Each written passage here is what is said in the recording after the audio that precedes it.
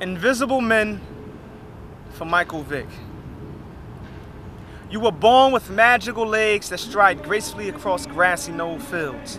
You run so fast, you jump so high, so elusive. Afraid to be vulnerable, to be touched, to be dialogued, to be cold-trained, to be Ellison. You are invisible, man.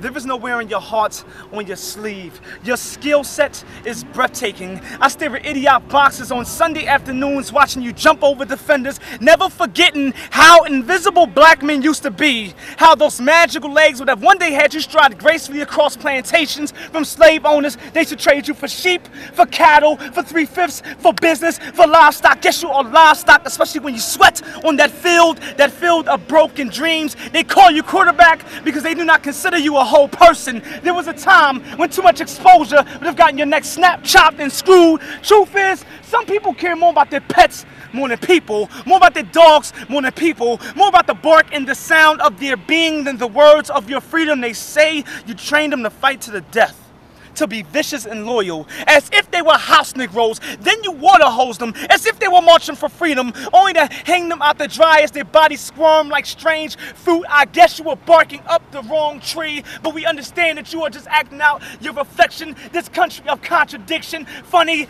how the same dogs that once hunted, chased, and killed slaves now have more rights than the slaves that were free to be human beings.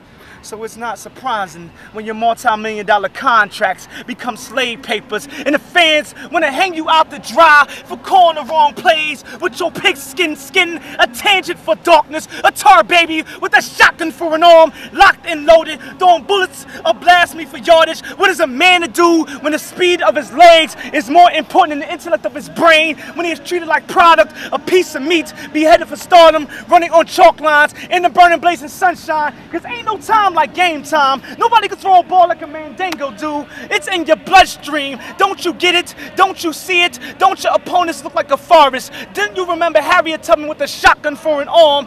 Don't your owner in the skybox playing God look like your great-great-great-grandmother's rapist? Don't you get it? Don't you see it? It's game time. It's Emmett Till in shoulder pads. It's Medgar Evers in cleats. It's Joe Louis in a uniform. It's Sean Bell without his helmet. It's an illusion, a disappearing act, a smoking mirrors, a cloudy reflection of how I used to show that coffin-shaped smile with tombstone teeth. How many muscles does a man use when it comes to selling the soul? But we understand that you are afraid to be touched, to be vulnerable, to have feeling, to be dialogued, to be Coltrane, to be Malcolm or Martin or Ellison. We understand, so go deep, go deep, go deep, and catch the breath of your life before they hang you out to dry like the dog that they proclaimed you are. Because you are not an animal, not a monster, not a beast, not a dog or a cat. You are human.